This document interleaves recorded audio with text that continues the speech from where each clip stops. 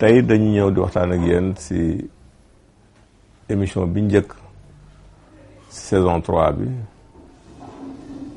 ñu digoon leen ko fas yéene ko présenté tey mooy la rectocolite hémorragique. am na it ñuy wax la colite ulcéreuse hémorragique muy tawat bu doy waar boo xamante ni pour ngeen mën ko comprendre dañ leen di wan li ñuy wax côlon muy gros intestin. gis ngeen côlon bi ni mu présenté woon nii gis ngeen kii mooy côlon droit bi mooy le côlon ascendant, côlon transverse, côlon descendant, côlon sigmoïde ak rectum. Rectum moom boo ko déggee mooy li mujj si jëm si anus bi moom maanaam fi ngay demee ginnaaw kër fa mu commencé rek jëm si butit mag bi loolu la ñuy wax rectum mooy partie bu mujj butitu bi ñuy wax côlon muy gros intestin bi. kon feebar bi butit bi lay jàpp ñu koy wax côlon gis nga ni moom lay jàpp saa yu demee nag ba tawat bi génn côlon bi ba laal yeneen butit yi xamal ne nekk tout rectocolite hémorragique boobaa maladie de Crohn lañ koy wax.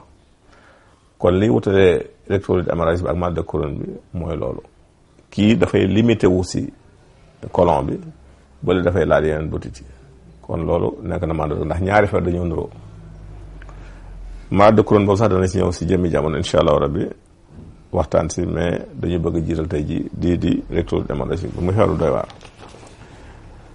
li tax mu doy waar nag dafa nekk feebar boo xamante ni maanaam cause yi li koy sabab sax ba léegi de leeragul. am na nag lu ñu soupçonné parce que comme c'est maladie auto-immune la bokk dañu jàpp ni yaram bi parce que yow sa système bi lay défendre muy système immunitaire bi dafay jël ab xeetu virus xëy na ba duggoon na sa yaram wala xeetu bactérie wala muy si lekk loo xamante ne sa yaram daf ko nangul woon muy xeex ak moom ba la mu génn si mandarga yi ko war a xeex bari ba mu jóg muy attaqué sa propre organisme sa yaram loolu mooy indi jafe-jafe bi donc moo tax boo leen si maladie auto-immune. feebar bu doy waar la nag puisque ñu bëri dañ jàpp ni du wér. d'ailleurs bu ngeen gisee ma dellusiwaat si nii sax mosoon naa ko junjumee si ay article dafa am jenn jigéen ju fi ñëwoon fan yi ñu amoon luñ ko si jox si garab nee na bi mu ko jëlee weer bu ma juyee congé mu ñëw dama xamal ni li mu am si wér gu yaram si benn weer bi ñu jël garab bi amu ko si fukki at yi nga xam ne faj na ko hôpital feebar bi si 10 ans yu ko faj hôpital. moo tax moom si boppam moo wañ sama loxo sax ni ma na nga si dellusiwaat nit ñi xam ni tawat la boo xamante ni am na solution parce que moom même bi muy ñëw yaakaarul woon ni li mu am si benn weer dina ko am. muy tawat bu doy waar nag ndax li koy mandargaal mooy ki mu dal dina am ay méthode biir yu tar biir moom surtout sa butit ba lay méttee fa lay am li ñuy lakk-lakk muy inflammation di boole ay jaare ak ay perte de rémission léeg-léeg biir bi daw léeg-léeg mu taxaw mel lu xaw a seer léeg mu dawaat léeg mu te li si ëpp booy dem cabinet dafay ànd ak deret moom léegi deret day sotti ko sax ba nga yaakaar ne yow mi moom deseetloo deret sa yaram kon muy lu doy waar ndax xam nga deret fu muy génn bu yàggee mën na di li ñuy wax anémie mën na di anémie bu sévère sax moo tax nit ñi ragal ko.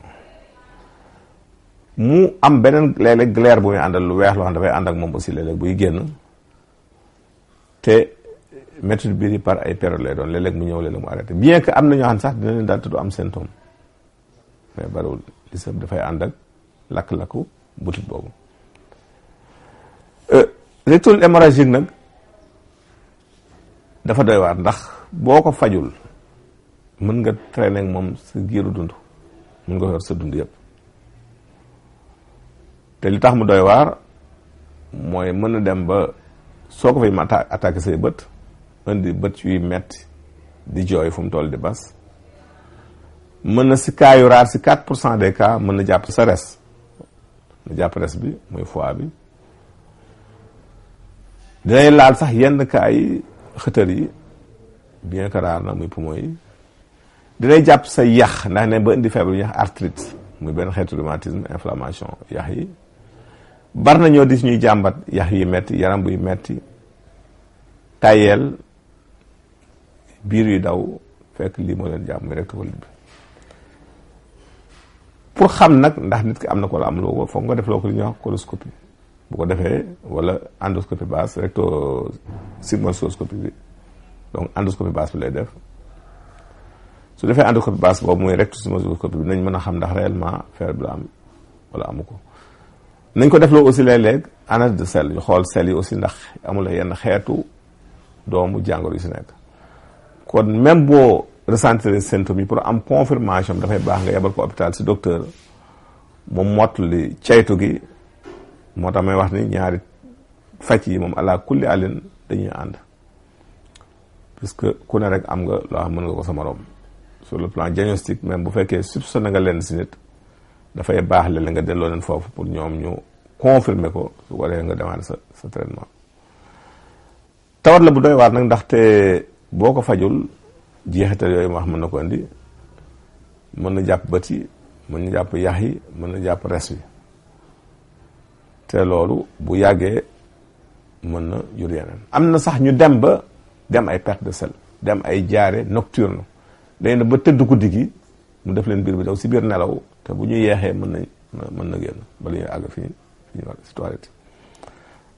kon feebar bu doy waar la bu tiis la bu naqaree dund la mais ñu xam ne bu am ay solution la. recto hémorragique nag boo koy faj foog nga boole. la ma doon wax gars yi rek ba Ebola ñëwee ni ñuy coow ma leen non Ebola boo koy faj un traitement symptomatique nga koy defal maanaam da nga koy faj symptômes yi fièvre nga àndal yeneen kii di rectocolite hémorragique ou colite ulcéreuse bi boo koy fajit traitement symptomatique lay doon fokk nga boole luy faj boo déggee ulcère toujours ulcération mooy ay góom ay gaañu dafay nekk si colon ba muy butit mag bi kon loolu fokk nga jox la mooy cicatriser loolu moo koy tëj te kooku sunguf nem-nem baax na si kon ki ngay faj fokk nga boole sunguf nem-nem kooku benn la sunguf nem-nem da koy def ñaar non seulement da koy def suppositoire maanaam buy tëdd guddi wut si boole ko tuuti karité rek def ko suppositoire def ko si ginnaawam ba noppi saa yu lekkee muy wut genn wàllu kuddu ndaw des genn wàllu kaas ndox bu tàng yëngal bàyyee ba mu tey mu segg naan ndox bu tuur sunguf ñaareel bi aussi c'est une infection dafay ànd ak inflammation lakk-lakk boobu fokk nga faj l'infection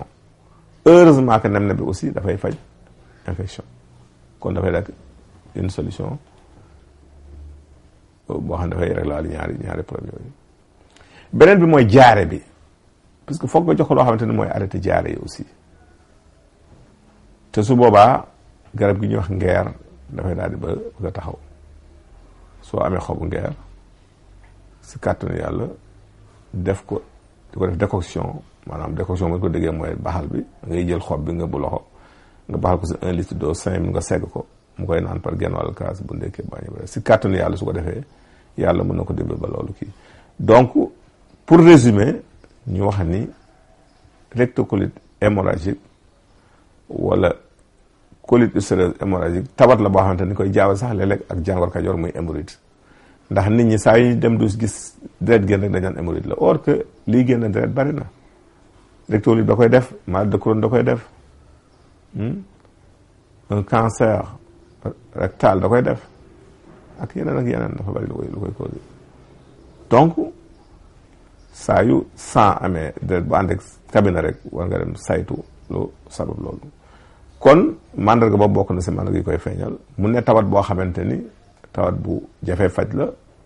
mais nag bokku si nga xam ne dama jàpp ni du wér tawat bu yàlla bind na saafaram xëy na ngay àgg solution wala àgguloo si beneen bi mooy tawat la boo xamante ni aussi boo ko fajul bu yàggee mën na gàllankoor yeneen cër yi lu mel ne arthrite bi muy indi bët yi muy jàpp ak sa res bi mën a jàpp nekk na tawat boo xam ne aussi boo ko amee mën nga dem ba am ay perte de sel la nuit di ay cabinet bi di rëcc di génn si biir nelaw te doo ko yëg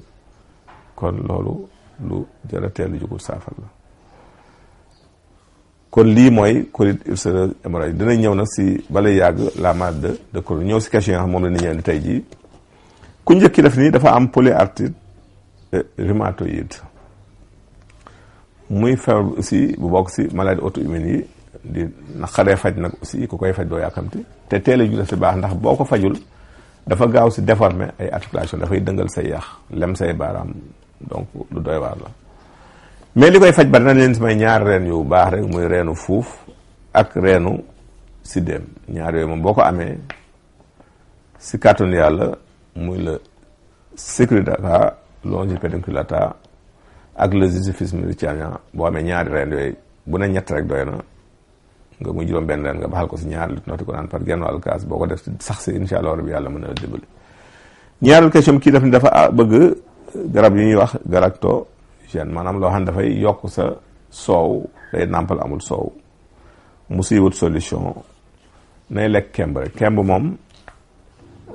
dafa yéeme naan ci ñëwaat sax si émission mais boo ko dee jël si kàttanu yàlla na la dimbali ba ngay am meew lu bëri te ngay wut aussi xasum guy garab gi ñuy wax guy xas mi nga wal ko mu nekk su nga koy ruy ak dugubu suuna bi di ko naan si kàttanu yàlla sama na ñëw ni nga war a ñëwee ñu leen tàggu fi leen joxaan seen émission